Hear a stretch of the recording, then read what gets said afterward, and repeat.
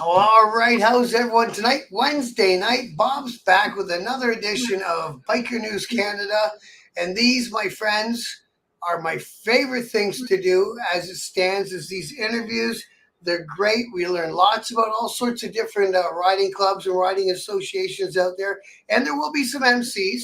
There will be. There's some I have in mind. But for tonight, we've got my friend is Doug, and he's from the club called Road Rebels Riding Club out of Brampton, Ontario.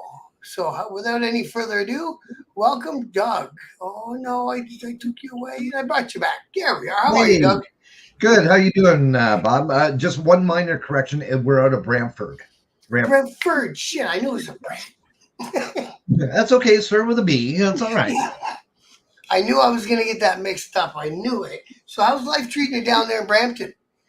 Things are good. It's a little bit colder weather. I mean, today was beautiful. Tomorrow's supposed to be beautiful. So, we're starting to wind down the bikes and inevitably put them away for the wintertime. So Now, how big of a biker scene is there down in Brampton? it seems to be really growing. Myself, I'm at a removal from it because of the fact that I've only been here for 3 years now. Okay. So yeah, it's fairly new to me. But in the 3 years that I've been around, I've seen it grow, especially with the events that we run during the summertime. So it's been good that way. I was down there doing some contract work. I got an HVAC company, and I got a contract down there with one of the buildings, and I think it was the weekend of the Ride for Dad. Oh yes, yeah. So I'm in London, by the way. So to get from London, we're at 403. There was tons and tons of bike out that day. Oh yeah, tons. The ride for dad is huge, and it just seems to be growing more and more, like leaps and bounds every year. Did you guys go on it? No, but not to jump ahead, but through my radio station, I've been there three years in a row. I've been on site for their launch from where they take off from. So Oh, okay, I get you. Yeah, yeah. that's one thing I was interested in. We'll get to your radio station 100%. I usually start the interviews with start at the start. How long you been riding and all that stuff? I've been riding since I was on and off since I was 16. Had a couple of bikes when I was younger. Of course, then you grow up a little bit and you do the adult stuff and you think you want to ride again, so you buy another bike, and then you turn around, you have kids, and you realize you have no time to ride. So now my boys are 19 and 21. So my plan was just before COVID hit. I just went through a breakup and sold my house. And I thought, oh, okay, I'm going to do a bunch of traveling. So I ended up taking a trip with my mom down to Texas, which was life changing. It was wonderful. Come back 3 days later, everything closed for COVID. Now, in the meantime of this, I was talking to a friend of mine, seeing the fact that you're from London, from Holly Gully, a Mhm. buddy of mine that I grew up with in Perry Sound, and it was already in the works to get this new bike. And so I thought, well, I'm not going to stay home. That's not my nature. So I bought a bike, and that was my COVID present to myself. So I've been riding solid again for the last 4 years. And it gave you a reason during COVID to get out of the house. Absolutely. That was when Absolutely. I bought a bike again too. Was during COVID, Right. 100%. Yeah. Yeah. A I lot of bet. people, I mean, the whole industry itself, I mean, although sales were somewhat slow because of what they were allowed to sell and when they're allowed to be Yeah. open, but since then, the number of sales across the market has just gone way up. So, I bet you if they looked at the aftermarket sales, they would have spiked. oh, for sure. For sure. Yeah. All the time that you have now, you got this ride sitting in your garage just staring at you. It's like, oh, what can I do with this kind of deal, right? What do you ride these days? I have a somewhat unique bike. It's a 2014 Honda State Line 1300.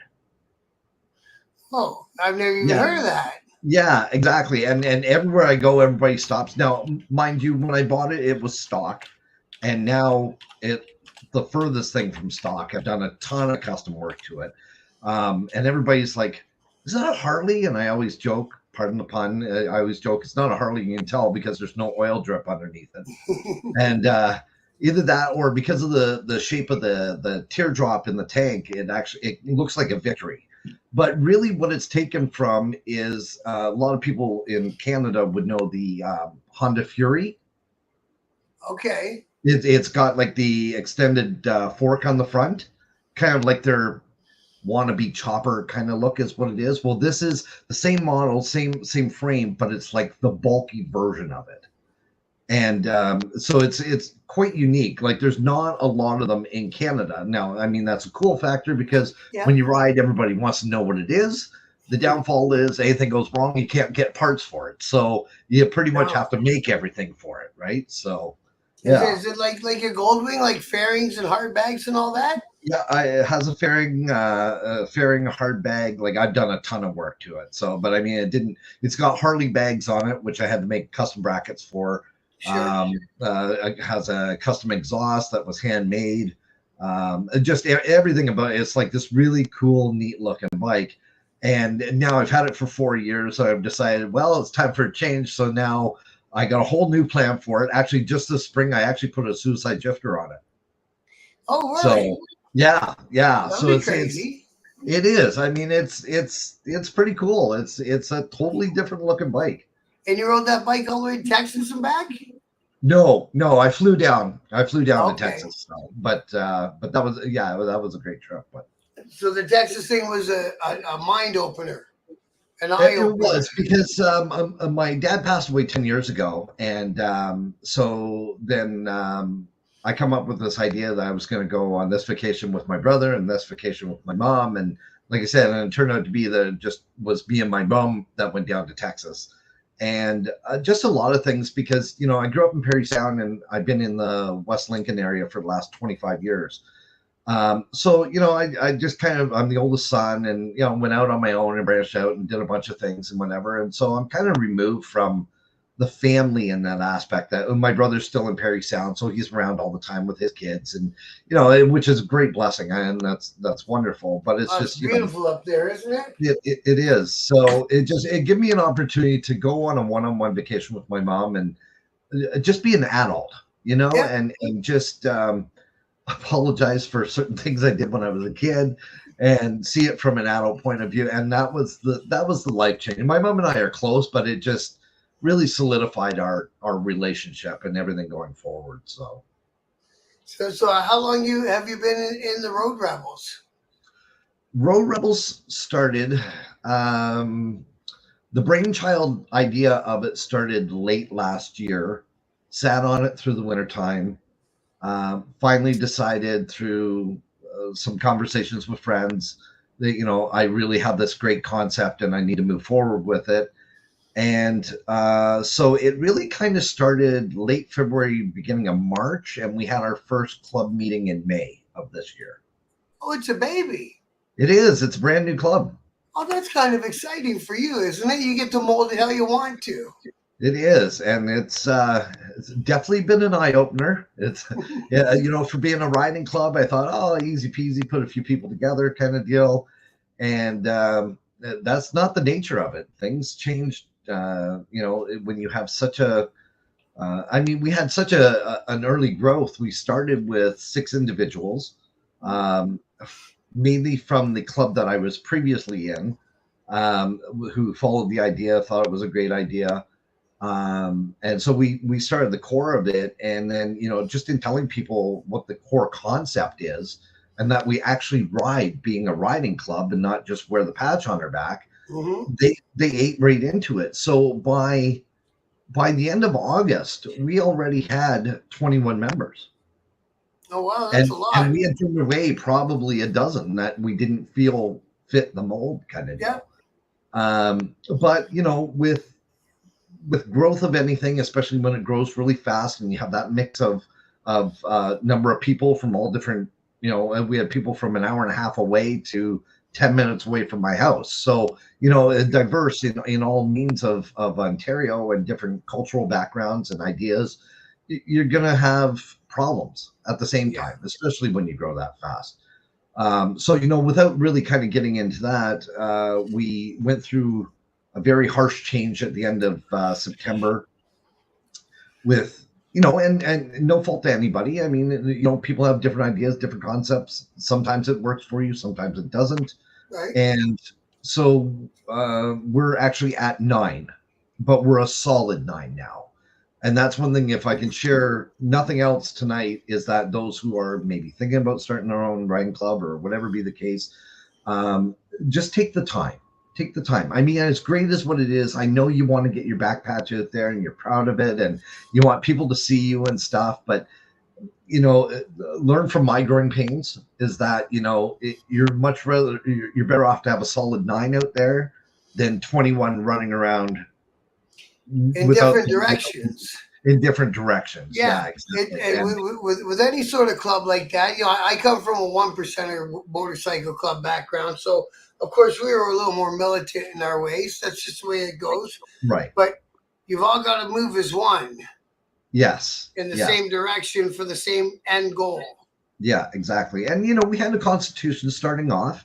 The club I was in previously had a constitution that I rewrote for them. So I had some experience in it and, took some of those core ideas and massaged it into what I thought was going to work with our concept. But I mean, since then, I bet you it's been rewritten, or at least probably 80% of it's been rewritten half a dozen times, if not more. And actually, I'm in the middle of making some more changes. So, which is good because it's good. It's good that you adapt and you go with the people and get new ideas and be open to new concept ideas, because that's how you all grow together in the same path, as opposed to being a director or a dictator, if you will. Dictator. A dictator. And saying, "No, this is by the book. This is how we're going to do it." And we all have our positions. I'm the president. We have a vice president, sergeant at arms, office, executive officer, which really takes care of the treasurer and the secretary role. We have the tail gunner, and then my fiance Pepper, and yes, that's her real name. It's not her stage name. I know she just loves that, and she's going to kill me later. But we decided something different with her. She didn't really want to be, an active role in the executive, so we call her the first lady. That's her title. Is she's the first lady. So something a little different than everybody else, Yeah. We have all the regular roles that pretty much an MC or an RC would have. We have it's a co-ed group. Yes, it is. Yeah, it's a co-ed group. Yeah. No, go ahead, Bob. Oh, and without getting anyone from your old group upset or anything, if possible. If not, we'll pass on the question. Is your old group still in existence as well, and are you guys still friendly?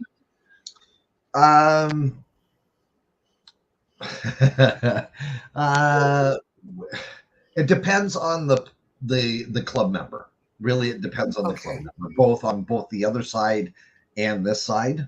So it turned into sides, unfortunately.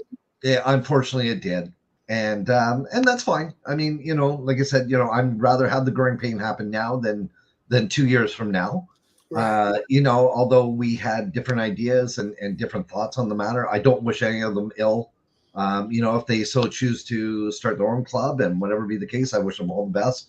For our events and whatever, they're more than welcome to come and join us. So, there's no, the maturity is on this end for sure, that, we won't be strong brothers and sisters like we were before, but absolutely we'll go to them with open arms and wish them all the best for sure. Good. So you said it before about the core values of the club. What are they like? Can you put them into words? Like what? Yeah, it's actually, to me, it's an easy sell. So between talking to all different clubs and club members, and a lot of them are, from what I hear, now this is not my words, this is their words. One example that I had was I talked to a club member who said they have been a part of this club for 6 years, and they've rode together twice in 6 years. It's more of, it's a hangout. We wear our back patches, but we get together and we do a run once a year. But to me, when you have the title of riding club, yeah, It's even to me, it's different than an MC because that's motorcycle club. So you Yeah. can have the commonality of the motorcycles, but Yeah. when you're a riding club, you should be riding, and Right. And that's the way that I see the concept. So, you so do really, rides. What do you do? Your rides weekly or monthly or bi-weekly?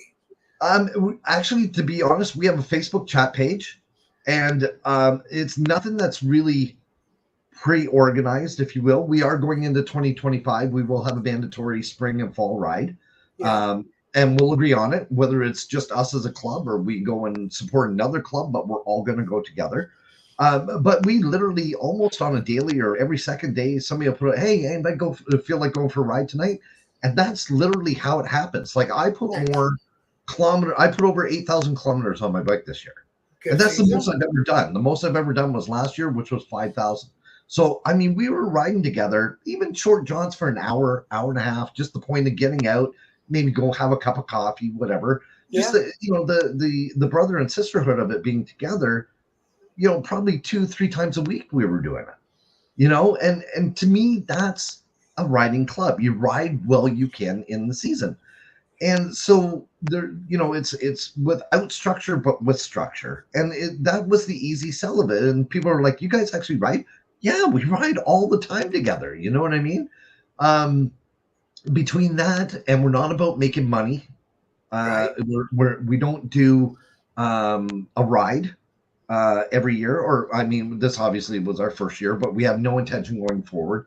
So just the backpedal a little bit. So when I was with a previous club, we had started the Bell City Bike Nights, and I was the commander or president of that chapter itself. Oh, maybe I At was picking up. I've done some posts. Like the way I usually do my channel is I fish through Facebook. Sorry to interrupt, and I get Yeah. whatever events coming on, and then I'll talk about it. And I showed you on the screen. I'll put the poster up. I'm sure I've mentioned the Road Rebels in previous stories. You did. One guy specifically at the end of your podcast we had a previous conversation, me and this other gentleman that you had on your podcast, and he was telling you about the Road Rebels. He talked a little bit about my radio station kind of deal, and you said, "Oh, I'll have to look Doug up," and whatever else. And that's how this all kind of has Okay. metastasized to this as well. Which actually still Joel is his name, Oh and yes. yes, yeah. So that's who it was. So um, yeah. So this was our obviously our first year. And so last year we did we got the Bell City Bike Nights going. I was the president, and the end of the season came to be, unfortunately, the club that I was with, not only our chapter but all of the organization folded. So Nicole from the Gunners Club in Brantford came to me and she says, "Doug, it's an unfortunate circumstance of what's happened, but would you consider running the bike nights next year? Because we did so great this year." And I said, "Yeah." I said, "Well, even if I don't get this new concept going that I'm thinking about doing, I can still do it through my radio station. I show up, we'll have music, and I'll organize it from there." So that's how this year was committed to going forward Okay. with it. So this year was through the radio station, but heavily supported and looked at from our club itself. So then now going into next year, we're going to do it again with the Gunners Club, but we're actually going to do it twice a month. But now it's actually going to be organized and sponsored by the Road Rebels Riding Club. So it's still going to be my station is there, but it's more of a transitional as being that will be our club events as opposed to doing just um, like a one sponsored ride. Right. Okay. And then Oh, the go other ahead. thing I was going to say, so the idea is number one, we ride. That's what we Mhm. do.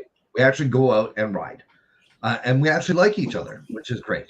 And then the other concept is that we want to foster and support the motorcycle community the best that we can. So in doing so, by holding our bike nights that are there, what we do is we invite all clubs, chapters, Mhm. riding clubs, motorcycle clubs to come and attend our event. Not only does that foster a better community, a motorcycle Mhm. community, as most other bike nights do, but we want them to actually come and set up a table. set up a canopy, whatever else, set it up under their organization, tell others that are there about their clubs, and tell them about their rides. So now other people are going to be exposed to their rides as well. So Oh, now not nice. only do we cover an idea of covering the motorcycle community, but also fostering support to the other charities in the within the region kind of deal. So Yeah. it's a win-win all the way around. And then our job as our club is to hold these nights for spots where they can, gain them exposure. I will give them free advertising as well on the radio station for their event, which again gained exposure by being there. And then we as a club, whether individually or these two go here and these two go there on a weekend, we go out and we ride in support of those events that go on. And So representing really, your club. representing our club. And Yeah. so our hopes is that no matter what club is out there, whether RC, MC, 1%, everybody sees us as being a positive. All we're trying to do is foster a better community and support the community the best that we can. That Which when we go there and we show up for their ride, oh, that's a Road Rebel. They're here. We know why they're there. They're there yeah. to support us, kind of deal. And that's Which what is we're looking for. that's kind of why I put this channel together. Once in a while, I'll have to go through Google and type in biker news and see what's happening out there in the world, right? But as far as the biker news in Canada goes, it's this guy from that club got arrested for that. This guy from that club got arrested for that.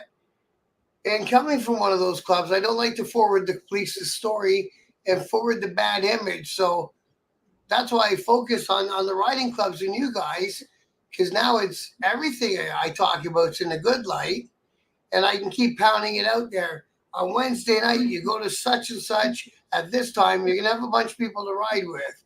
On Thursday Right. night, you go to that city at that place, and you're gonna have a bunch of people to ride with. Yes. And actually, I'm seeing a lot of that throughout this year, and I really hope that we can foster and do a lot more of that moving forward. So when we have our bike nights, I tell our club, just go out and mingle, find out what's going on, find out what the clubs are doing, find out when their events are going on. They know when ours is, make sure that they know and invite them to attend. And then what we do is it seems to be, and one example, and just to throw it out there, is the Tilsonburg Bike Night. They Yeah. got a great event going on Friday nights. We've been there a number of times, and it's always packed and it's great. But we respect each other enough that they post on my wall, on our Road Rebels wall, and we post on their wall about upcoming events and stuff. And I'm seeing a lot more of that going on between the locals. Yeah, you notice that, eh? That seem to be sharing a lot more, and it's great. I mean, Yeah. really, we're all in this together, right? Well, that's another So thing I'm we hoping to do is bring all you guys together that way too. I don't care who posts on my wall. If it's a scammy post, I'll remove it. Don't worry about it. Sure. Yeah. If it's No, a- absolutely. Absolutely. But yeah, Who it's needs nice a to free see. It just seems to motorcycle? be that, you're getting more of that open concept idea that, we're not against each other. We're not competing against each other. Everybody seems to be able to have their bike night event local, and we don't run against each other, right? Right. Which is great. So, or we really try not to, kind of deal. Mhm. And so it's great that they can post. Theirs is Friday night, ours is Wednesday night. We post on theirs, and and that's what it is. It's about having fun. It goes back to the core simplistic idea of we're all in common with motorcycles. It doesn't matter what you ride, just ride and have fun. It's the And wind that's in the face. That's it. Exactly. It doesn't matter what you ride, just enjoy the concept of being able to get out there and share that with each other, Exactly, because this biking community has become so much. I retired 22 years ago. And like I say, we were an asshole club. No, not an Right. asshole club. I don't want to put it like that because I don't want to talk shitty about my old club. I still love the club, right? But we didn't let nobody with a back patch. Right. If it said Abate Canada, we snatched it. It was just the way it was back then. Right. And Right. now I'd like to have Abate on for an interview down the road, right? Yeah, exactly. And it's one thing actually, I'd like to open the conversation up and maybe even get your thoughts on, and me asking the question. But with the changes that are going on, I mean, I know there's always going to be the old school mentality that's out there, with biker clubs and 1%. Like that's never going to go away. But just like every business, every venue of society, there's ups and downs, ups and downs. There's more. All of a sudden, there's tons of them, or there's like none of them, kind of deal.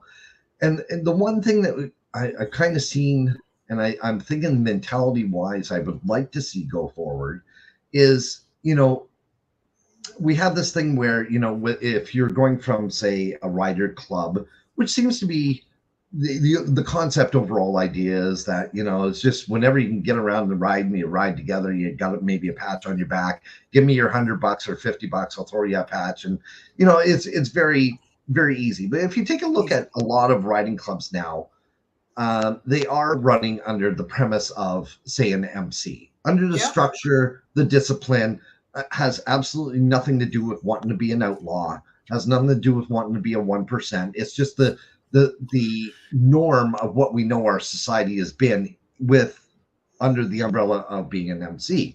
So the issue is now with so many women that ride, if you go by the old school premise, first, I mean, it was only men. It was just the way it was. And then now you are seeing other bike clubs come to be, and it's all women. But what do you do in a case like us who are blended men and women? We have to stay to an RC because you're blended. Because we're blended. But in all intents and purposes, it's run like an MC. Right. And yet being told by certain people, if you're going to be an RC, be an RC. If you're going to be an MC, be an MC. Well, you won't let us be an MC because we're men and women. Yeah. Right. So what's your thought on that? But then there's also there's different types of MCs as well, right? There's some MCs that don't want the 1% or diamond. Right. And they're still an MC. Right. And then because of digging through this sort of stuff, I discovered that there's all female 1% clubs. Oh. Which I found, wow, good on them. I say good on them. For sure. I don't see any reason, especially we're in 2024, where you can say that because I'm a man, I can ride my motorcycle better than you because you're a woman. Right. Absolutely. I totally agree with that. Hands down. Hands down. It's down to the dummy behind the behind the bars. Absolutely. Well, it's funny you talk about how long I've been riding. So way back in the day when I was 16, of course, there was the 90-day permits, right? And living in Parry Sound, you wrote your permit for 90 days. And if you happen to have an extra long summer, then you wrote it again, right? So I got, you just write your 90-day permit. Back that time, you could get insurance for a month at a time. You didn't have to worry about getting it for a whole year. Yeah. So I got behind that. And then, here it turns around that I sell the bikes and I'm being an adult and trying to be responsible and paying the bills. And now I decide that I want to buy a bike. Well, now I'm stuck in this graduated licensing thing. Me too. Right. Because I never got it. Yeah, I never got it. Right. So I looked at it and I'm like, okay, well, it's going to cost me this much. Or if I take the money and knock the rust off by taking the course, it's going to come out a little bit of savings. So I went and I took the course, and it was run by two women in my course anyways. And they did stuff on bikes I've never seen guys do before. Hands down. They were incredible and great instructors. And just to kind of toot the horn as well as when I bought a motorcycle for Pepper for Mother's Day 2 years ago. She never rode before, but loved being on the bike. I knew she always wanted to, so I bought her a little 600 Shadow. And no, you bang it up, you're not going to worry about it, kind of deal, right? So I took her out the one day, and I said, okay, so what I want you to do, I did the basics, right? You hold on to the back, don't even get it started, just push her around the parking lot, kind of deal, just as we all know how you start off, right? So then I said to her, I said, okay, so now, and she knew how to start things, but I'm like, okay, turn the key, press the button, get it going. I said, okay, so if you put your press down once, you're going to go into first. And I said, that's your clutch. She puts it down, she releases the clutch, and away she went. She is the most naturally talented motorcycle rider from the get-go that I've ever seen she just got it. Like that was it. Like second year, third year, back down, back, and like she had never rode a motorcycle before. Well, there's So one. it just goes to show you, you know, the sex doesn't make a difference. Like she just incredible, and that's I think a lot of changes need to be made with the overall concept of things. Like there's just no way of controlling anymore the ideas and thoughts process of what people are going to do with their motorcycles or Well, what they want to be exactly. a part of or what they don't want to be a part of. And it's, even if it gets down to a numbers game, right? Like, I mean, at one time it was like, this gang has got this much and this club's got this much, and, Right. your rivals back and forth. Well, you take a look at some of the riding clubs. I mean, look at Southern Cruisers, right? 300 plus people, right? Compared to an influential club, if you will, that might only have 35 in Ontario. Absolutely. So, Well, because yeah. Who's going to be able to tell who what they're going to do and what they're not going to do? Yeah. Then now, Right? are they doing the things like in the States they have NCOM and all that? Are they doing that with coalition of clubs where you guys all come together in one place and speak once in a while? I haven't seen it. I would love that. I would so open the door to that because I think it'd be so great. And that's what it is. It's not about arguing back and forth of who's right and what ideas are better and whatever. No, else. making plans. It's just making plans and moving forward for the whole industry as a whole, and how, like, there should not be any animosity at all on the road. Like, we should all be out there together, whether we have a patch, we don't have a patch.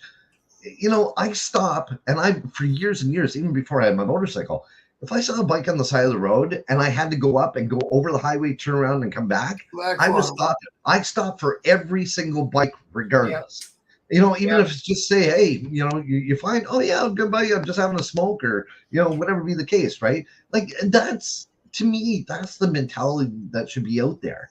Like, we should all be in this together, regardless of, because I like riding with this few people and we think it's cool to have this patch on our back because it makes us feel good.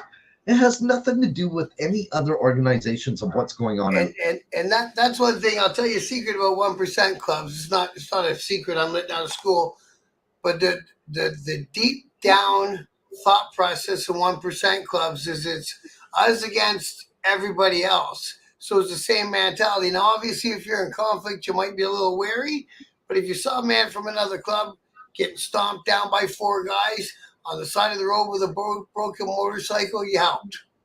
Yes, absolutely. Whether they're the other team or not. That's the unfortunate part too, is deep rooted and deep seated, and like I'm not here to crap on any club, any organization whatsoever, but I think overall that they would have a better, I don't even know what the word is I'm looking for, but you know what? If they're worried about, this is what we do and this is what you like, why don't we worry about what we do? Because we don't care about what you do.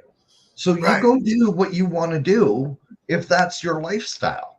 But really, what you do in that lifestyle has nothing to do with us whatsoever, And, so in the same vein, don't worry about our little riding club. We're going to go over there and have some coffee one day, and that's what we're going to do. Yeah, exactly. And we kind of got a taste of that early as well. We had, we all know, anybody without having to tell too much, what we need to do if we want to start a new club. Mm-hmm. And I was very, very, very proactive when it came to that, to make sure I had crossed my T's, dotted my I's, got everything okayed, if you will, kind of deal. And we're, I don't know, a couple months in, and without giving the whole story away, we're told in uncertain terms that we had to change our back patch, even though things looked to be okay in those meetings for a couple of months. And we did right away. I mean, within 24 hours, it was off and redesigned, and and everything turned out to be really cool. But it just come down that one organization did not tell the other organization. That's all it come down to. Right. And I get it, because and this is the other part is, realistically, whether people like it, don't like it, oh, you can't tell me what to do. Yeah, We're well, playing yeah, they we're, can. we're, we're playing somebody else's game. Right. We are playing in their world, in their game. And if you don't like it, then don't try and play in the game. And And there's a that's reason. you got to There's a be reason there is respectful. biker protocol, and there's Absolutely. a reason it's called biker protocol. Absolutely. Yeah. And Like, that's totally respectful. Like when we have um like our bike nights, for example, right? I make sure to go over and if I can find the most senior person in that club that's come, and I always extend my hand, thank them for coming. And that's not just there, but anywhere we go, and most much of our club is like that. We're always very respectful, and we get it. We get it that and even the biker culture itself would not be what it is without the other without clubs that we know that right. started it all up. So you always have to have And that. coming from a 1%er background, the answer is always going to be we've spilled blood, put men in the ground, and spent years in jail for this. Yes. Right. Yeah. And that's what I'm saying. And we all should have that. And not just for them, but for all clubs, but especially for them. And I get it. But it's just, I just wish that some of the mentality would change of don't worry so much about what the other 99%, if you will, are doing, and just focus on what you're doing, because we don't care what you're doing anyways. Right. We're not going to step on your toes or get involved. No, like that's the whole thing. Not like, if pass by and you don't want us to give you the 2-finger down, or you want us to, or like whatever, set the rules so we understand. Yeah. But make sure that everybody's all on the same page together. You know what I mean? Well, like especially watching and becoming friends with all the American biker news guys, like they'll spend a week discussing a video about a guy from a 1% club yelling at a guy from a Japanese bike about how he passed. Right. You know what I mean? Like obviously you pass like a bozo. Yeah, I've been watching lots of the YouTube stuff on, different clubs in the States and whatever else. And in all honesty, I think we got it pretty easy and pretty good up here. Yeah. Absolutely. We do, because they don't play around at all down there. No. And I know there are some clubs and even individuals that are here that take it very, very serious, and that should be respected. And I have no problem with that. But I would say culturally, overall, there's a big difference from this side of the border and that side of the border. Especially when everyone down there is packing on both sides. Yeah, for sure. Granny's packing. That's right, exactly. Now that's good. You guys should look into one of those. I bet you there is a federation thing for all the clubs. What else are you going to talk about? Nonprofits. One of these days, I'm starting to put the feelers out to get a lawyer who specializes in nonprofits and come to a sit down with me and explain to the different riding clubs about becoming a nonprofit and what its benefits could be for your club. Did you guys go down that road? No, we've not gone down that road, because one of the biggest concepts that I wanted to stay away from was, and I even held out for the longest time, I didn't even want a treasurer, because I didn't want us making money. Because don't want no money, money is the root of all evils. And then you got this club member that fights it. No, we should spend it on this, or we should do this with it. If you don't have it, you can't fight over it. So, that's really what it comes down to. And so I'm still a big believer in that. I'm still a big believer that, if we're in it for riding, we should ride. There's enough expenses that come out of that, and whatever be the case, that we don't need to be making, money as a pot. Because if you don't have it, you can't fight over it. Actually, that's a pretty good thought process. That's the simplest one out there, isn't it? That's right. You can't fight over it, because 90% of the different riding clubs either do one big ride and donate the money to such and such, or a weekly bike night. And you can't really charge money for a bike night anyway, but taking in donations for something, right? A lot of them did food banks this summer. Right. I noticed, right? Just, again, someone's got to lug the ship, but anyways, it's all doable. And, but yeah, if there's no money raised, especially as far as dues go, and then you start getting clubhouses and paying bills, et cetera, it becomes more than you wanted it to become, I guess.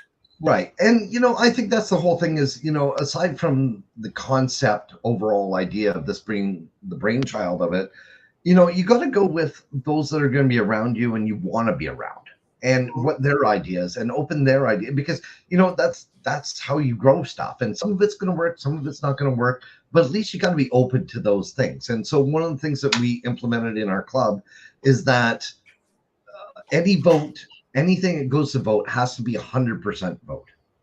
It can't be 80%. It can't be, it's got to be 100% vote. And so now, since we have scaled back, like I said, that we have, 9 members, we as opposed to having 21 ideas, we only have 9 now. And those 9 all seem to be on the same page. So we actually have a member who has a bit of land and whatever else. And he's got this shed. It's like a, I don't know, 10 by 14, 10 by 16, whatever shed. It's just holding a bunch of crap in it. We just recently decided we're going to make that our clubhouse. And it's nothing fancy. It doesn't cost us anything. We're all going to contribute drywall, flooring, wherever means that we can. And it's just a place that now we can call our clubhouse, if you will. And the same thing as with dues. We've decided, and it was a number of them that had said it. It wasn't me. It wasn't my idea. We should have at least some small little pot that we should have. So we decided as of November 1st, we're going to start at $10 a month. So between 9 of us, okay. So $90. And the guy that's doing the clubhouse for us, we're waiving his $10 a month in lieu of him letting us use that, right? Yeah. So $80 a month, we're not making hundreds of dollars here. But what they're thinking is that like next summer we'd like to do just a club barbecue. Yeah. So of course, then we'll have some money for a club barbecue. We talked about going into the Santa Claus parade this year. But it turned around because we're now going to do the clubhouse. We're not going to do it, but next year we'll definitely do the Santa Claus parade. Yeah. So like you said, we're not going to make hundreds of dollars. We're not charging 50. We're not charging 100. In the case, like if it was Pepper and I, if it was $50, well, that's $100 a month. And as you know, everybody's pretty tight for money these days, right? Yeah. I mean, I know $100 only buys you 2 bags of groceries, but exactly. But still, it's the idea that we're not in it to make money. I don't want to fight about it. And everything goes in, we've all agreed upon. And anytime a dollar comes out of it, it's got to be 100% vote again. And then, I've had people actually ask me questions, I think on the Facebook group, what do you think about a club that has this clubhouse? Is it in the president's garage? And so therefore he says he gets to be president forever. And it's like, well, that's kind of an internal question. I can't answer a question for any particular outfit, right? Generally, if it's a riding club, you're all supposed to be buddies anyway. Right. And if you're not buddies anyway, then what the hell are you doing? And I'm pretty sure you guys can figure out which amongst you needs to be the boss that year and which can do it next year. You know what I mean?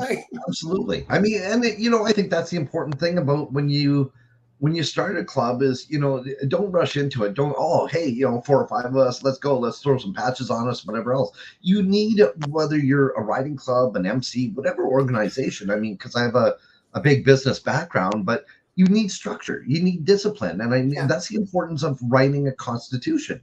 Yeah. Is so that way those that sign on to come with you, there's the rules. There it is. And if you don't like the Constitution, either we can have a chat about it, we can talk about it, or if you don't like it, then we're not for you. And that's totally cool too, and that's not a problem. It doesn't mean you can't ride with us. Yeah, exactly. Absolutely. That's right. I mean, we're open to riding with lots of people. You know what I mean? Now in our case, we had there was a couple of hiccups this past year that we learned from. And, we do invite others to come out and ride with us if that's what they want to do, friends, family, whatever be the case. But they have to ride behind us. Right. Yeah. They don't get to ride with us, right? Just because we tried that and it didn't work for our safety, for our riders. So, first and foremost, the club has to have its own safety. Yeah. So, it's important. And you have to have those ideas and concepts on paper. Because of that, if you don't have that, then to me, it's lack of leadership too. And it's because nobody has the overall idea of what you're really supposed to be doing. Right, right. You know? You gotta have some sort of purpose, or what was the point of going through all the steps, right? Absolutely. Absolutely. So you guys see that the group I'm getting on next week, they're in a younger age bracket. They're in London. They call themselves the London Free Riders, and that's how they do it too. They have a chat open up on Messenger, maybe Facebook. But anyway, they say, who wants to go for a ride? Let's meet at such and such at this time. And whoever Yep. shows up, shows up. Yeah, that's exactly it. I mean, it could be on the fly. I mean, by the time that we're done here tonight, there could be a new one saying, oh, tomorrow's supposed to be 21, 23, whatever, who feels like riding tomorrow kind of deal. Like it's literally on the fly unless we do have a monthly meeting and, we go through our executive, then we open it up to the round table for others to bring their ideas or whatever to the table as well. They're welcome to, and they're encouraged to bring, oh, I heard about this ride that's going to be happening or that ride that's going to be happening. Yeah. And, we keep a list. And typically what I like to do, if you go to the Road Rebels pages, try and support them. So, whoever it is that's out there, maybe I haven't even heard of this group before, but I'll post it for others to see, because that's what we're doing, is trying to support all the other clubs that are out there. That was something I was going to say. We were talking about it with one of the guys from the States, and they're motorcycle clubs that aren't 1%er clubs. They call them a term you use, a 99% club. Right. And they're starting to have a position on their council of the social media relations person. Right. Oh, yeah. To track down all the stuff, right? Yeah.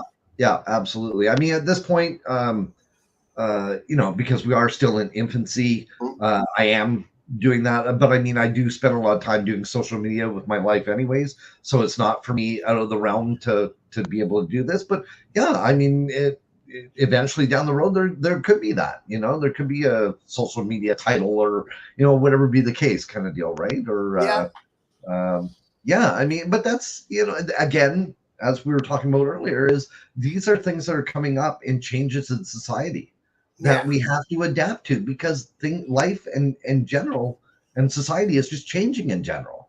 And we got to get rid of some of those old school mentalities and even just loosen the strings a little, to make those changes for them to happen. Did you see that video on the Gardner this week of those bikers doing the burnouts and the donuts? Yeah. Crazy buggers. Yeah. Geez, I don't know why our insurance is so high. Yeah. Right?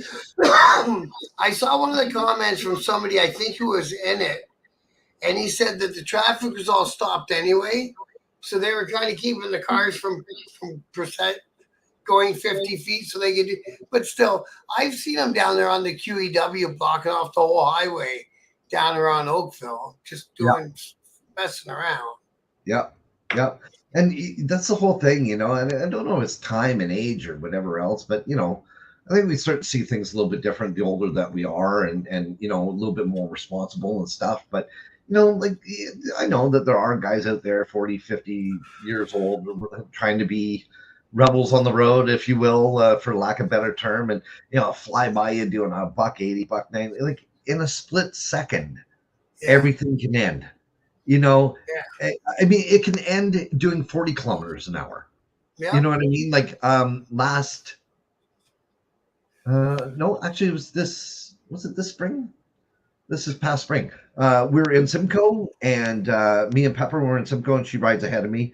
And we're right down the main street, and, in a blur of a second, she was just distracted a little bit and looked up, and there was brake lights. Now, she had lots of time to stop, but it was just a panic. That's all it was, an inexperienced panic. And she went down on her bike and laid the bike down 40 feet. Thank God, she didn't break an arm, or she ended up going to the hospital, getting checked out, really kind of banged up a little bit kind of deal. Cosmetic, big deal. You can always fix the bike, right? But that was all it was. And that was at 40 kilometers an hour. Yeah. So, that just goes to show, and, I know I'm probably preaching to the choir here, but, like that, like there is no need at all to do stupidity like that at all. You know what I mean? And then have them kids out there on those bikes doing that shit on the road. Those things aren't registered, insured, or they're not even have a bike license. No, exactly, and that makes it. They're going for it. Unfortunately, it does. Yeah. Because if they hurt somebody else, then that other person doesn't really have any recourse, do they? That's right. Exactly. You know, because I know what I'm doing. Bullshit. We all know what we're doing. Well, We all know what we're doing. the one that I love are the guys, no, the people. Let's say the people who are out there riding in a t-shirt and a pair of shorts and Yeah. flip flop. Obviously, you've never laid down a motorcycle before. Like it's written all over you. It's written all over you. You've never been down on a motorcycle. With my Street Glide, I'd ride with the t-shirt and sneakers on. Okay, but But- do you have jeans on? Yeah. Okay, yeah, well you still have jeans on. That's okay. That's fine. I mean, I do the same thing, but like, yeah, and not that a t-shirt and jeans is going to save you either, but at least you put some thought process into, if I go down, I might have a prayer here. You know what I mean? And you know what? No matter what, when I ride a motorcycle, I put a pair of gloves on. I ride with gloves too. No matter what, it could be a million degrees out. It's going to be your hands, right? So yeah. And in this spring, I did even I'm as bad as I went to the end of my street and there's a stop sign. I stopped, and then I turned the wheel like that because I was going to do a U-turn and come back. And as I was letting out the clutch, there was a car coming, and I grabbed the front brake, and the bike laid itself down. Yep. It didn't hurt nothing, and I was just laying on the crash bars, so I couldn't get it back up by myself. I had to yell till somebody helped me. Oh my God, what a drag!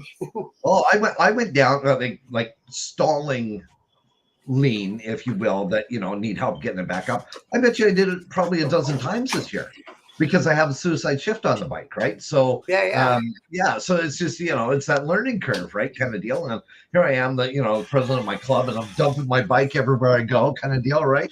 But it's we're all gonna go through stuff, and that's okay. I did that with my buddy. Make fun of myself, so. We're coming out of a gas station. I stalled it on the clutch. Oh, It happens though. It happens to everybody, right? So you get it going again and keep moving. What's a Hey, shush. My dog wants to talk. No, Okay. man, no. Go, buddy. What yeah, take him, honey. Thanks. But want to throw on the Facebook page. I'll share the screen with the Facebook page here, so people can have a look at what it looks like. Where am I? Where am I? I'm having a hard time here. That one. There we go. perfect. So there's the Road Rebels Riding Club Facebook. It's a Facebook group. Is that correct? Page group. Yeah, it's a group. Whatever. I don't know. It's people can ask to join, and a couple of questions to answer, but that's where we run all of our events. We show some pictures of what we do and the fun that we have, and What's that one? Oh, is that near you guys? Yes. That's an ice cream stand, isn't it? Yeah, kind of ice cream. They have hot dogs, usually pulled pork on a bun. Nice. Yeah, they have a lot of fun there. Yeah, we ended up going. A bunch of us ended up going to that. That was the last one. And typically, if I make a little shout out for them, my understanding is that a lot of their events that they hold like these bike days or whatever be the case, they also the first 50 or first 100 people that show up get those little wiper towels that have designs on them or whatever. Yeah. So they hand those out as well, and they seem to have a really good business going on there. So Now, they have bike nights on a regular basis at that location, I believe, don't they? yeah, I don't know if it's necessarily. Obviously, you can check out their Facebook page as well. Yeah. I'm sure. But I know that they also do classic cars as well. Oh, nice. Yeah, so I don't know if it's a blend between the two with the classic cars and the bike nights, whatever. But they're always looking to have an excuse to have fun there. That's for sure. Well, I came from a car background. I was into cars way before I was into bikes. Oh, really? Yeah, my dad was a mechanic, and he would always have something being restored in the garage, right? Right. Yeah. It's Yeah. funny. My background, but the very first bike I bought was a 1985 500 Honda Shadow. Was my first bike, And I bought this bike. I didn't come from a bike background. I didn't know anybody except for my one buddy, Jay. He had a 400 Yamaha. And I don't know, it was something about it. It was just maybe even young. I recognized the culture was different. That's who I am. I always like doing things that are different. I like buying and making things that are different, and I'm like, yeah, I could do this bike thing. That'd be cool, right? So Yeah. I ended up buying this Honda Shadow. It's in my driveway. And this is the story that I tell of how I learned to ride the motorcycle. And so Jay shows up with this other guy who rode a Goldwing with a sidecar in high school. Okay. High school. Big guy. Yeah, big guy, big burly guy kind of deal. He shows up with him and it says, come on, Doug. He said, we'll go for a ride. And I'm like, I don't even know how to put this thing in first gear. Like I just bought the bike 2 days ago. I don't know anything about it. I need to learn, how to do this. So we dicker back and forth a little. Don't worry about it. Easy. Just do this, you do that. I'm like, no, I'm unsure of it. I don't have insurance on it yet, whatever. So this burly individual that was there looks at me and he says, you get on that bike. Am I allowed to swear on here or not? Oh yeah, absolutely. Yeah. Okay. I just want to make sure. Yeah. I want to be respectful. He says, you get on that bike and you go for a ride with us, or I'll kick the living shit out of you right here. I'm like, he goes, you got two options. Either you start that bike and we go for a ride, or I'll kick the shit out of you. My fear of getting the shit kicked out of me is what made me learn how to ride a motorcycle. That's a hell of a dude. That's high true school. Story. That's the true story. That's how I learned. Isn't that funny? Yep. What was this post from? One of your guys' bike nights? The one that's on the screen right now? Yeah. No, that was actually at the Smithville Legion, actually. I see a lot of groups do a lot of good things for legions. Yeah. And then you saw that legion in Vaughan shut down and sold off and kicked out of the legion. Yeah, tough love, Doug said. Yeah, for having motorcycle clubs, and it was a riding club. It was the Black Diamonds. Yeah, it wasn't even a motor. Like I thought, maybe the whoever's infiltrated and took over, and that's where they sat. Because the club I was in, we had a legion down the street from our Toronto clubhouse, and when we came to town, we would sit in there and have a couple beers and give some money to the legion, right? Right. That was always the first thing we did. We just that particular chapter. Right. And that's why the Gunners Club or the Armory in Brantford, it's a volunteer organization for the military, and they love us there. They see great value to what it is that we bring to the table. It's so it's great to be able to help them out. So I didn't realize that you guys were attached to like some sort of veteran army thing. Yeah, the Gunners Club. Because I think that the people in Burlington, they host what's called the Burlington Cruise and Bike Night. Okay. And they do it out of the Army Navy Club at Burlington. Right. Well, they're very similar. Kind of the same concept, just different name kind of deal. And they've also said as well, not only from that night of, making a few bucks at the bar and whatever else, is that it's the overall exposure of the club for them to showcase the hall and stuff. And they've got bookings from people not knowing that they could book there. So they got bookings from that as well. So, it's a great win-win all the way around. Well, you gotta like it when that happens. And like you say, they have the Friday night in Tillsonburg at the Legion. Yes. And I think I did a story about the check that they handed over. It wasn't millions of dollars or anything. But it was something, and it helped. Absolutely. Nowadays, every single dollar counts. Well, all those legions are self-sufficient, are they not? They are, yes. So they've got to figure out their own sort of money-making things. Yeah, I was involved with the Legion in Smithville because that's actually where I lived for quite a while before I moved to Brantford. I actually, at one point, I was not only on the executive, but I was also the vice president there as well. Now, the Legion in Huntsville, because I interviewed Rob from Huntsville, and he approached the Legion up there, and they became a Legion endorsed motorcycle group. Yes. in the Huntsville one. Yeah. Yeah. Well, unfortunately for the Legions, a lot of them shutting down. We don't have veterans per se, like we've had in the past that funded it, nor families that are following, as we say, evolution changes, right? And the newer ones who are in the military who do serve are not going to the Legions because No. they kind of see it as the old boys club, and the old boys Yeah. club is not there to support it anymore, unfortunately. And unfortunately, they're closing their doors left, right, and center. There used to be a town. Used to be a time every town had a Legion.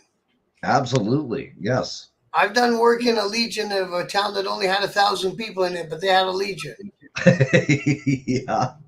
Yeah, my it's funny growing up. My dad both my parents were Legion members. It was a big part of my life growing up being a kid. But we always knew that growing up as that was Dad's office is what it was. That's where Dad went to the office. So yeah, it was. The Legion has always been a big thing in my life. So I do work once in a while for their kitchen appliances at the Dorchester Legion. They're good people down there, and they got a nice big building and a nice big yard. And they do like French fry nights on Thursdays and shit like that. Yeah, some of them are, really going concerns, and other ones are, quiet as a mouse. It just, again, it's an organization that's pretty much volunteer, with maybe a couple of paid members, but it's either lack of marketing or lack of interest, or just it could be a location. It could be too far out from because the town is now grown and moved to a different venue of where all the businesses are. It could be anything, really. Now that I'm thinking of it, I should play matchmaker with a riding outfit from London and get them out there to the one in Dorchester through the summer, right? Like you say, they do a wing night, they do a French fry night, they got fryers out on the patio. Why not? Absolutely. Because, like you say, they won't stay open under their own steam because, unfortunately, there's not too many people left from the Second World War anymore. No, unfortunately. And like I said, the numbers just dwindle, and it's just no fault to anybody. It's just the concept idea of what the Legion was at one time in support of the veterans. I think a lot of people go, well, there's no veterans anymore, so why am I going to the Legion? Yeah. It's almost like they need to rebrand the marketing idea behind it. What's Sarah's Ride? I did a show about Sarah's Ride. Well, I was down in Grimsby. I know I did a show about Sarah's Ride. Yep. I think it was for a women's shelter, wasn't it? I believe so, yeah. I think so. Yeah. Yeah, and these are the guys. Oh, this isn't the same people from Burlington, but the Burlington Bike Night and Social Cruise, they always raise money for their Humane Society. Right. And you try to get these guys on one day, the Blackhawks. The Blackhawks? Yeah, they're the oldest club in Canada, eh? Yes. That's the big thing with them guys. There's I bet you in your area, I can think of 5 or 6 clubs right off the top of my head, just in your area, right? Mm-hmm. Mm-hmm. And yeah, and that's and more the merrier. Like there's no competition. It's all good as long as we're having fun. you got people in Guelph. You got a few people around Hamilton. Yeah, Cambridge. Okay. Oh yeah, Cambridge, right? Tri-Cities, yeah. Yeah, Tri-Cities. London. Yeah. I mean, London's only an hour away. Then go south and into. Are you close? So you're right above. Well, you're close to Simcoe and then Welland and all through Niagara. There's tons of riding people, eh? Yes. I know you're not that close. Simcoe's only not even a half hour, 20 minutes maybe. Welland is about an hour and a half. Yeah, it's about an hour and a half just because of how the roadways go to get there. But yeah, no, there's lots of clubs that are out in Niagara.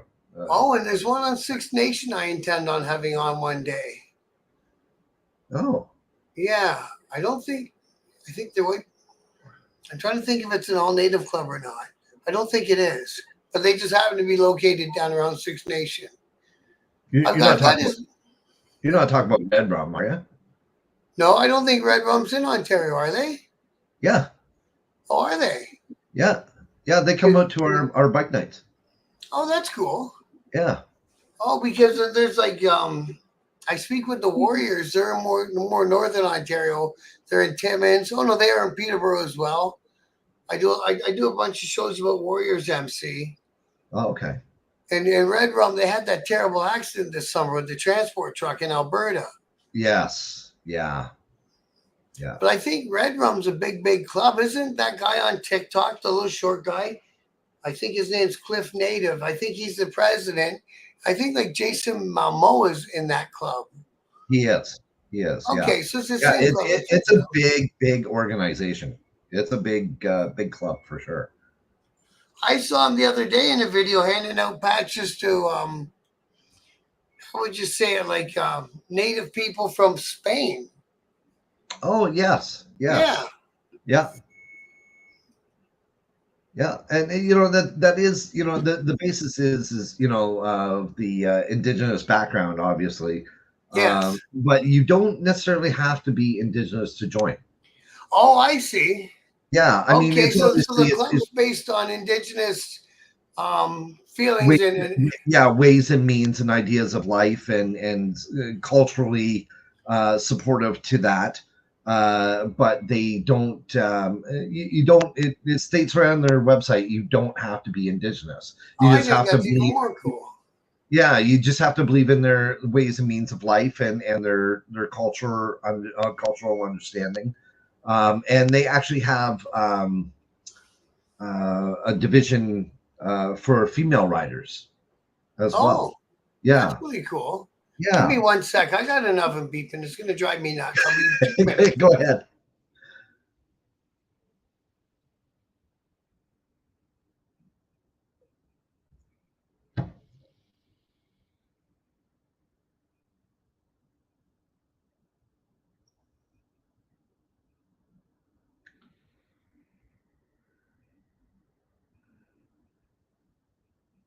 You're on mute, I Bob. asked my son to turn it off, and it started beeping when he was walking the dogs. Oh. He can't be two places at once. Poor guy. Now, let's talk about your radio station because I'm interested in the radio station. How did you get all this going and everything? Okay, can we just backtrack just while we're Oh, still talking yeah, about absolutely. Yeah, the sorry. rider rate or about the road rebels? You kind of asked a question earlier, but then we kind of got off on a tangent to stuff. Was how to join the club? Oh, yeah, Was yeah, the yeah. question. So between October 15th and March 15th, we don't entertain any new members at all, any Okay. new applications, whatever be the case. We think 6 months of the year works, and then we focus on regrouping and seeing where we want to go for the next riding season without trying to throw the mix into it. Because being a riding club, we want to see how you ride. We want to see how you mingle. We want to see how you fit into the rest of the club. And it's hard to do that through our Canadian winter months, right? Yes. So there is an application that they fill out that I take a look at, and I, check mark kind of deal, circle anything that I think should be questioned. And then I pass it off to my vice president, Matt. Hi, Matt. You are famous because I mentioned you. And also Pepper. The two of them do an interview. And then from there, they fact gather, if you will, and then they bring it to the table, and there's a vote. And if it's accepted, then you obviously become a prospect. And so we skip the hang around kind of idea, right? Yeah. Hopefully they do come to our bike nights and get to know a little bit more about us, or maybe they see stuff about us on the internet, whatever be the case. We try and be as much public figures as we possibly can. And then, so then they become a prospect, and then a certain amount of time has to go by. There's certain criteria that are there that we're looking for in the individual. And then they have to be nominated by a member and seconded by a member. And then we go to a full club vote. And it has to be 100%. Is what it is. So do you do a prospective probationary period, or just it's either you're in or you're not in? there's a window that's there that's a minimum that they have to to put in ahead of time as well. So, Right. you I know, had the obviously, Southern Cruisers on last week, and as you said, they're a big club, lots of yeah, numbers, yeah, and you can basically become a member online. And I asked them a question, then I answered it myself. What if you end up with a person and you get them all their stuff, and then you find out down the road that there's something about their past that you don't want associated with your club. But then, like I said, you just deal with it when you find out, right? you do, and hopefully, and we've learned a lot. Like I said, by going through the changes that we had made this fall, and the troubles that we had went through, and the learning process was, we really need to tighten those strings even more than what we thought. We had a really good plan, but now we're going to ask some other questions that are there. But yeah, we do, as part of the questionnaire, we do ask about your background, criminal background, any charges, all of those things. So if they're lying and it comes out down the road, well, then we Yeah. know what the process is, right? But we have vetted, and we've really tightened those strings even more so, and we're looking forward to definitely growing again next year with a couple more members, but we're not in a big rush as we were Okay. before. We're open to that, and we welcome everybody who has who likes our concept of what we do. But we're going to take our time. We're going to take our time, not only for us, but also for them, to make sure that they are a part of our family as well. And don't waste nobody's time and all that. Yeah, absolutely. Is there a particular you guys do some charity events, or you haven't started into that part yet? No, we You may don't. never. Well, our concept is not at this point. I mean, who knows? Numbers change down the road but as of right now, the way that we give back to the motorcycle community and supporting charities is by bringing motorcycle clubs together, riding clubs together under one event for them to showcase and get more people to go to their rides, which in turn will create more dollar value for their charities. And are you guys still hosting the Bell City Bike Nights? Yes, we're doing it next year, but we're doing it twice a month next year instead of just once a month. Yeah. So it'll be bi-weekly, kind of. Yeah, it'll be the first and third Wednesday of the month. And again, you encourage, because I remember seeing that, and I think I mentioned one of the stories, and you just said it tonight too. You encourage, if there's another riding club, or I see Pace Law Firms goes to a lot of things, fallen riders, stuff like that, to come out and do a display. Yeah, I mean, pretty much anybody who has anything really kind of to do with the concept of the motorcycle society or culture as a whole.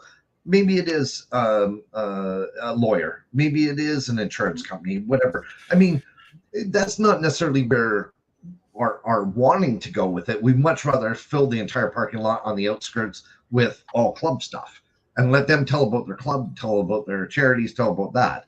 But I don't think we've turned anybody away yet, that has wanted to show up. And we, had a guy who started his own motorcycle culture t-shirt brand. He showed up for one of our events and tried to sell some goods and stuff, right? It's just the overall interest and general interest in manifesting the motorcycle community, under one umbrella. And if we can do that, then we're happy to do that. There's a lady that makes those get back whips. I let her put posts on my on the group. I wouldn't do it maybe for Rockies. They probably wouldn't care anyway. Right. But she's a small business, and she's up there in Sudbury. She wants to sell a couple of things. Why not? Yeah, absolutely. And, support local as much as we can. I'm a big, that was one of the things growing up in Parry Sound was, small town. And it's, we all have to help each other. We're all small businesses up there, right? And, one of the things I've always lived by, whether it be now with the motorcycle culture or just business in general, is, never ask more from your community than what you're willing to put into it. So you can't ask your community to support you if you're not willing to give back to it. And that's really the concept idea of what I'm trying to do here as well. Yeah, no, and like they said, that's what I found with every riding club I've had on so far. Otherwise, I wouldn't ask them. Is that they're good people. That they're thinking about the motorcycle community as a whole, and they've got their core group, and that's who they are, and this is what they do, right? But it's not people that are out looking for give me $1,000 and you can hang out with me. It's none of that. No, it's not. back to Huntsville. The one guy's in 3 different organizations that do charitable work just in Huntsville alone. Right. You know what I mean? Some people it's just in them. Look at, like, I was talking to the guy from Windsor yesterday that Hogs for Hospice in Leamington. Right. They raised millions of dollars for hospice. Yes. One big event once a year. And wow, this year was crazy. 3 concerts, country, rock and roll, and yeah, man, they did it up. Yeah, and it's wonderful. It just goes to show you, a little bit of effort. That's all it takes nowadays, right? Just a little bit of effort, a little bit of leadership, and you can do really, really great things. Yeah. Really great things, Those guys up there in where are they at? Great Bruce. Oh, I want to say Huntsville, but it's not Huntsville. It's Great Bruce area. The Road Relics. They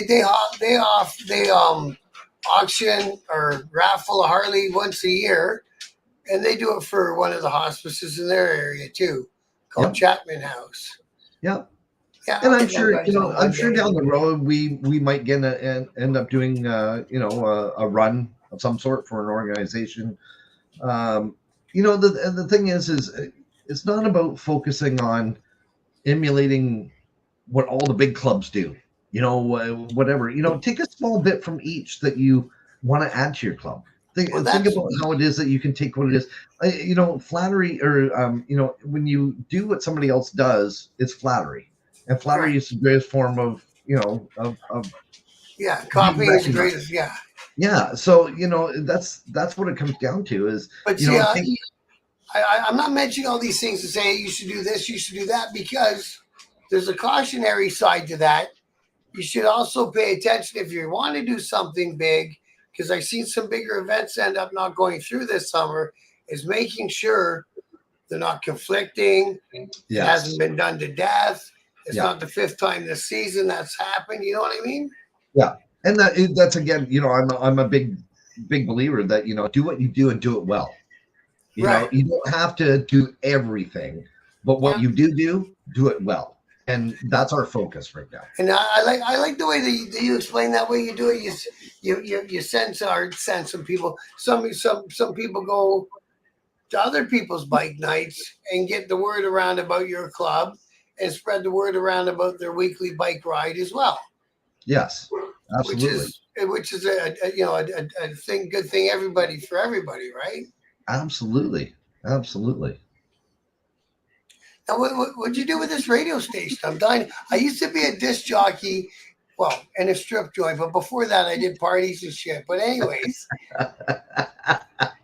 whenever I went to a house party, it was always, give me the stereo, I'll play the music. I was that guy.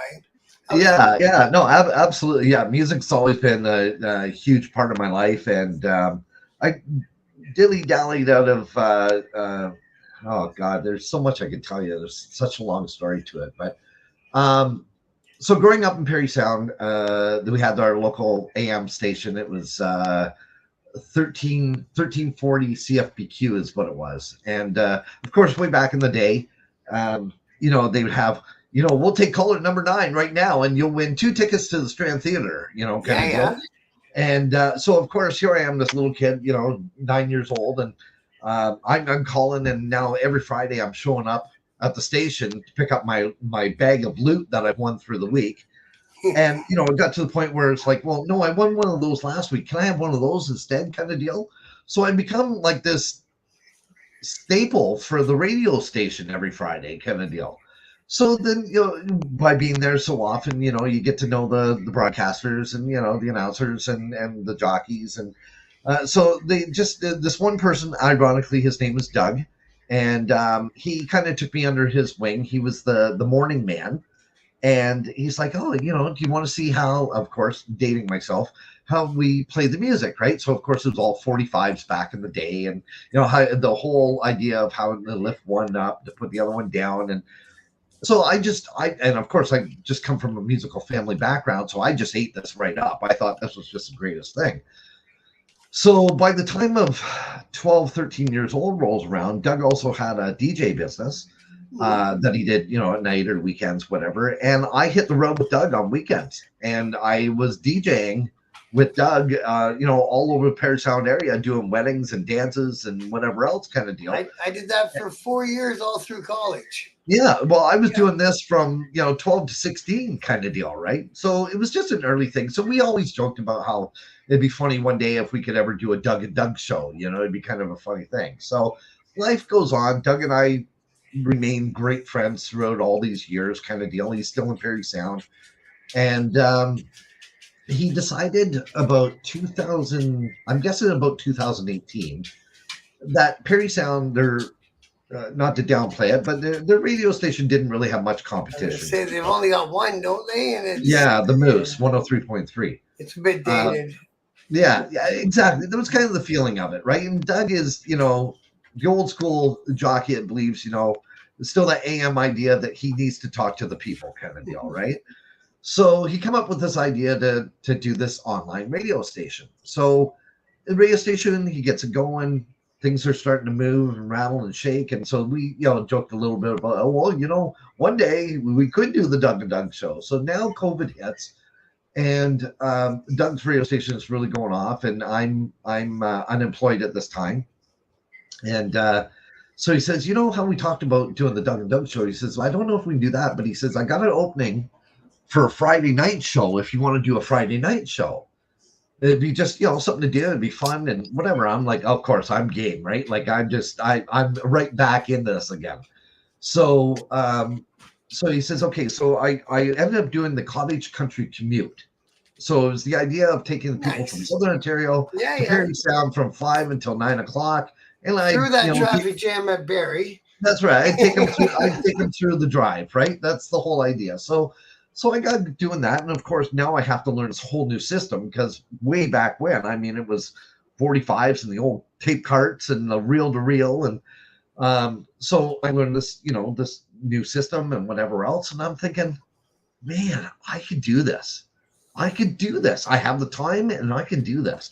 So I did my research for 6 or 8 months, trying to find the best system that was going to work and the equipment I was going to need, and put this whole thing together. And I'm like, well, I see now like people doing podcasts and radio stations and whatever else. And that's great. Everybody can do it. But you have to have a concept that sells. There's got to be a reason why people are going to, go in. I can't just do a rock station. Well, there's 100,000 rock stations out there. Yeah. You got to give them a reason to do it, right? So, of course, now I've got this motorcycle. I'm back into the riding world. And I'm like, one of the biggest problems that we have with, the traditional decks that we have on motorcycles and stuff is, you go from, say, London to Parry Sound, and you're going to go through 3 or 4 stations by the time you get there. Oh, geez, not just that.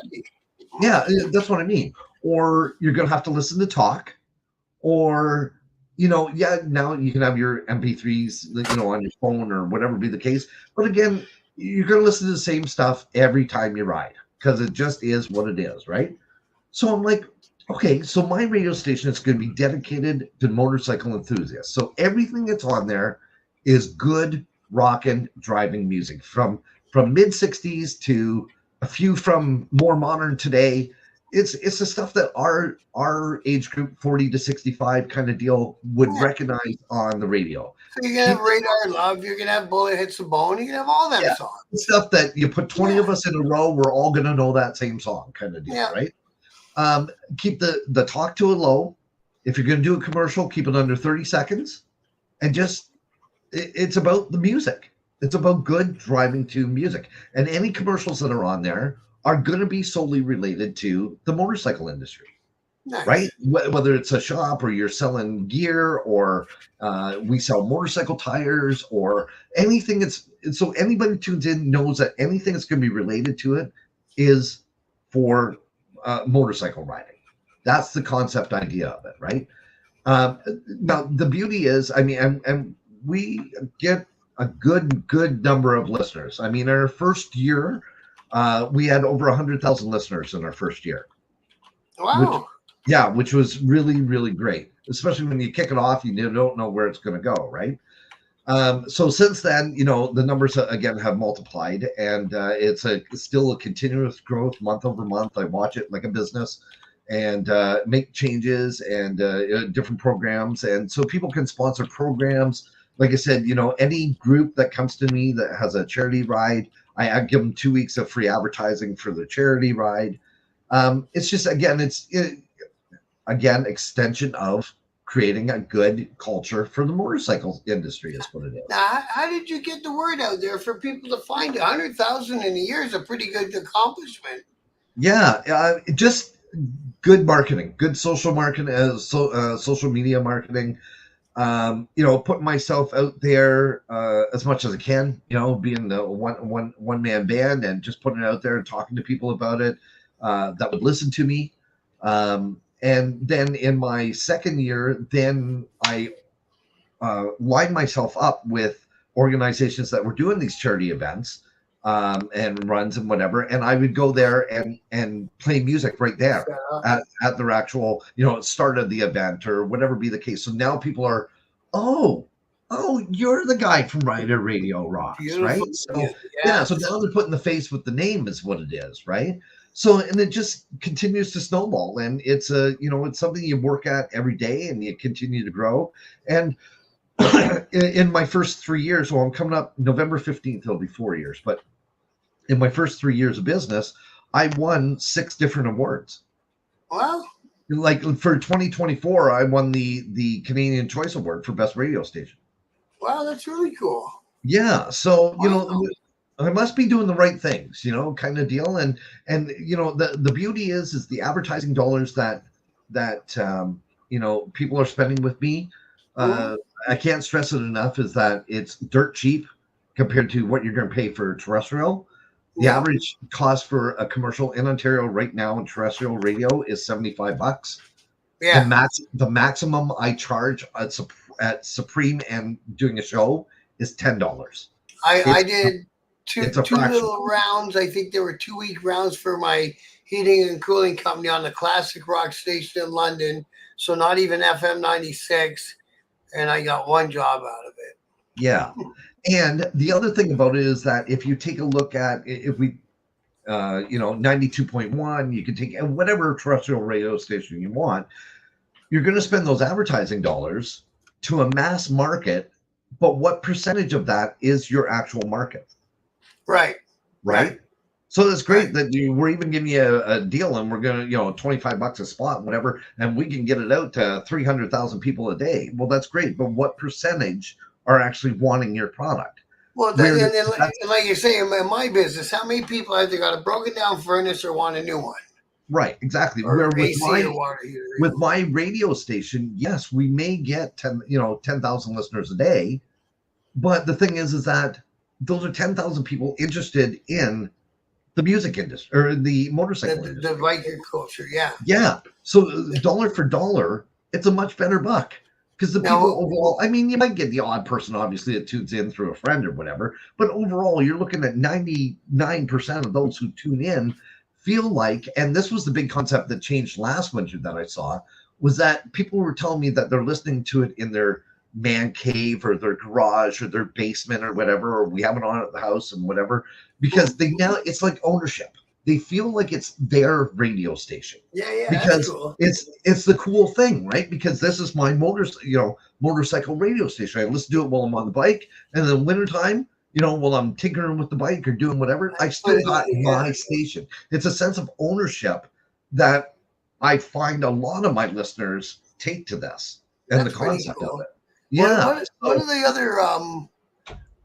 other guys who does one of these biker news things, he hosts a radio station on the side from him too. I always wondered why. I was all of a sudden wonder how come he does that here in Ontario. No, he's in Michigan. Did I lose you? No, I didn't. Okay. Yeah, most of the ones now. As far as I know, and I've done a ton of homework. They're not in Michigan. Some Illinois, maybe. These are the states. A lot of them do say that they're the biker radio station, but either what they do is they have it on from, say, 7 till midnight. They'll run it, and it's only at that time. Or they might do 2 or 3 different days a week where they're online with it, but the rest of the time they just play music. Where the station that I have, Rider Radio Rocks, is 24/7. It's a full-fledged radio station. Nice. Yeah, So you do all the programming? I do it all. One-stop shop. Now that takes some doing. See, nobody understands how much thought has to go into shit like that. Yeah, exactly, right? Only Especially somebody for else who's relative to the business can understand that, right? So, Yeah, like the bigger channels and all that stuff. Where is he? So his no, I don't see his link now. He's called Insane Throttle, but I know he does a I know he does some sort of radio station. I know he does. But yeah, he's one of the guys. There's some guys down there who've got big amounts of followings. But some guys will get right into the news and they know more about it than say I would. I just know whatever's on the internet, right? right. And again, it's so and so got arrested for such and such. Down Right. there, they get into stuff like conflicts and shit like that. Thankfully, we don't really have that too much up here anymore. Right. And it's also a numbers game in the States, right? Whatever we have one up here, they have 10 there. Right. So I might get 10,000 a day. They might get 100,000 a day. Of course, it sounds huge, but they also have the population to manifest that too, right? Yeah. They've got, like you say, they've got so many. Is it 10 times more people? Or is it even The more? ratio is relative to 10 times more in the States. Yeah. I'm waiting to see who wins that crazy election down there. That's the other thing that maybe the average Joe, just because it's not really on top of mind, why would it be, is how much what happens down there affects us up here. Because they're our biggest trading partner. For sure. When their economy goes in the shitter, ours does right after, right with it. Yes, usually it does. I mean, I think through the last couple of tough times that they had in the States, I think we've done okay on this side of the border. But the unfortunate aspect with the circus going on in the States, and I don't mean disrespectful to that, but I mean you're not hearing a lot about what they're running for, what their purposes are. You get the odd one that comes out here, the odd one that comes out there, but they're all about, oh, what did Trump do today? Oh, what did Harris do today? Or what's going to sound good on a 10-second clip? Yeah. Trump used 3-ply toilet paper today while he was in the men's room. Yeah. It's, and I feel really bad for the States in that aspect of it, is that, it's, what are you voting for? Are you voting for the person, or are you voting for the concept behind they the made the last two elections, the Dems have made the last two elections about anything but him, which has worked to a certain extent, but you still got to have your own policy to ride into town on. Right. She released some shit online, but she won't talk about it. Right. And then he says little snippets that make no fucking sense. It's like, that's not how government works. Yeah. It's unfortunate, as I'm sure you have X number of fans that are down from the States and, listening, watching, whatever. And, I talk to a lot of people as well. And, it seems to be the concept of, I'm going to vote for the person that's the lesser of the two evils. Yeah. It's not necessarily how good they are. It's the lesser of the two evils. And unfortunately, we're going to get the exact same shit up here. What's that? Unfortunately, we're going to get the exact same shit up here in 2025.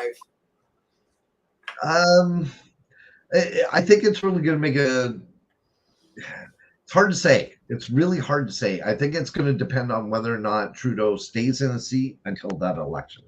Yeah. I really think but it's going to be hard to wash the Trudeau stink off you as a liberal rolling into the next election, even if he does step aside. Right. You know what I mean? Because God knows if he steps aside, he wants, what's her name that's always with him? The second in command. He wants her to be the person. Chrystia Freeland. Right, Freeland, yes. Yeah. And the whole country, when they look at her, they think about him. Yes. Because she's been there lockstep with him on every stupid thing and everything he does. I've never met a man who does everything so fucked up. Legalize cannabis, great. It's going to give everyone a chance to make some money in the industry. Beautiful. But you got to be rich to be able to open a dispensary. And now who's opening the dispensaries? Well, the money laundering places for the people he didn't want in the industry. Yeah. You know what I mean? And Yeah. they all are. Yeah. Immigration's always been great for the economy. What does he do? He does it until we can't afford a place to live anymore. He wrecked it. Yep. And now they're backpedaling because they said, oh, we didn't hit our numbers that we wanted to hit, so now we're going to increase them over the next 3 years. I thought they were going to chop them. No, they're going to increase it for the next 3 years to make up for their loss. And see, this is what he does. He does everything ass backwards, and then because you got the provincial on one team and the federal on the other team, and they refuse to work together. So the provincial government cut off all the funding to colleges and universities, and it's expensive to run a college university, man. There's a lot of things going on inside them places. Right.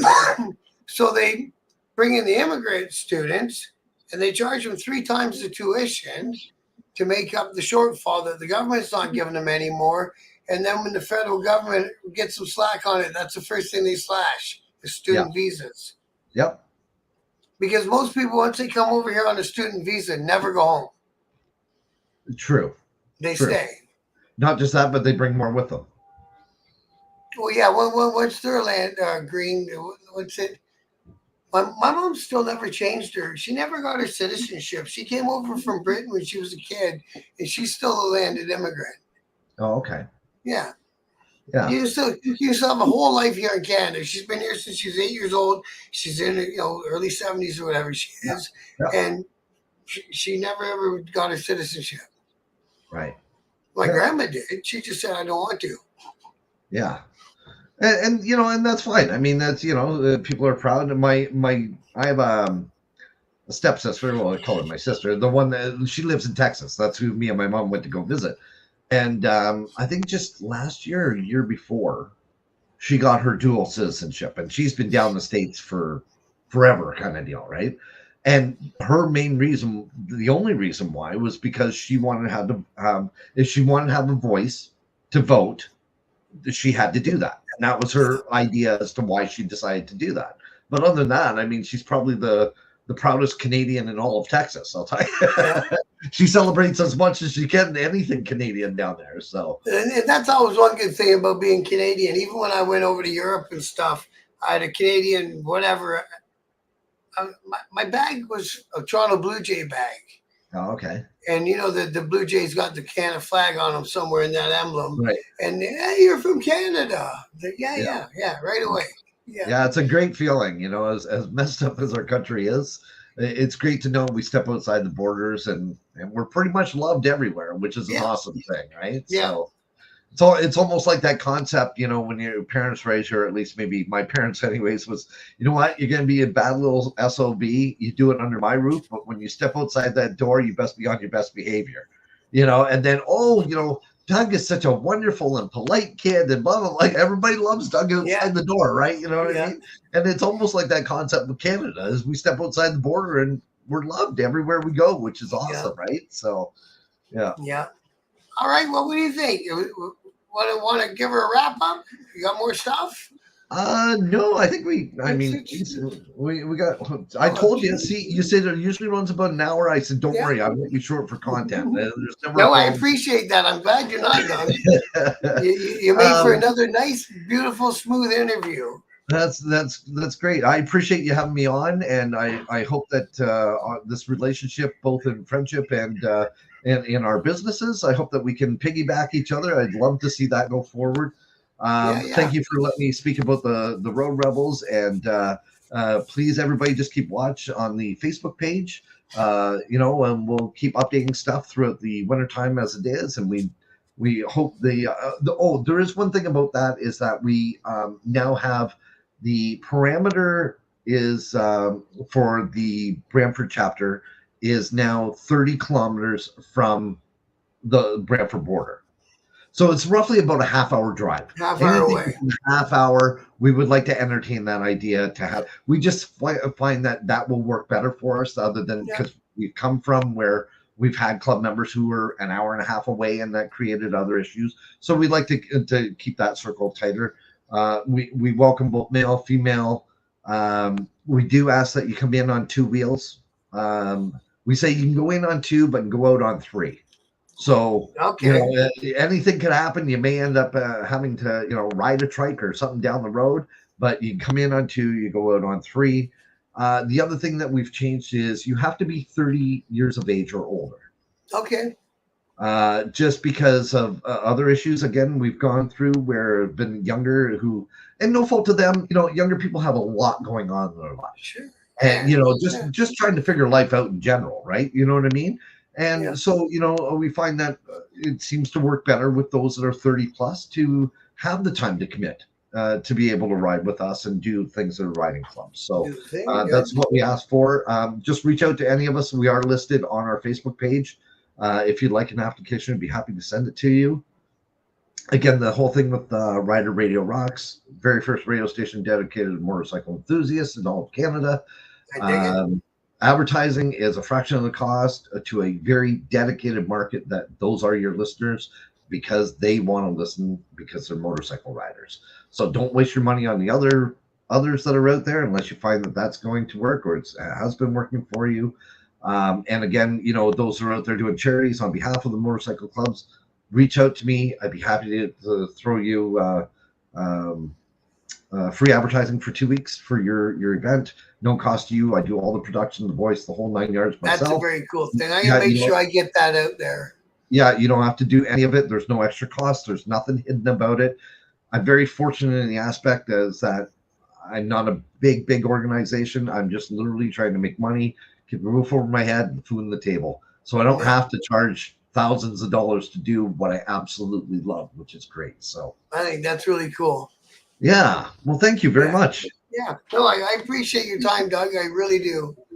That's great. And again, just on your previous post, if you do something about Canadian politics, I'm in. I'm in for that conversation. I will 100%. And don't forget, you guys are more than welcome to post on the Biker News Facebook anytime you want to. Wonderful. I really greatly appreciate that. Thank you. And vice versa. You can, if you got, shows, actually your shows and your stuff that's coming up, plaster it away on our page as well. I'd be happy to have you. Oh, awesome. Great. Because I'm going to try to do at least one interview a week until next bikes come out again. Perfect. Awesome. Otherwise, I'm going to have no content. Awesome. Yeah. And not only on the Facebook page for Road Rebels, but I'll promote it on the radio station page as well. Oh, man, I appreciate that, Doug. Yeah, no problem at all. All right. Thank you, everyone, who tuned in and joined us. And thank you to Doug. And until next week, Friday. Friday, I think I'm going to do the roundtable with American politics. And next week's the London Free Riders. Thank you, Doug. Thank you very much. Have a good night. You too. Bye.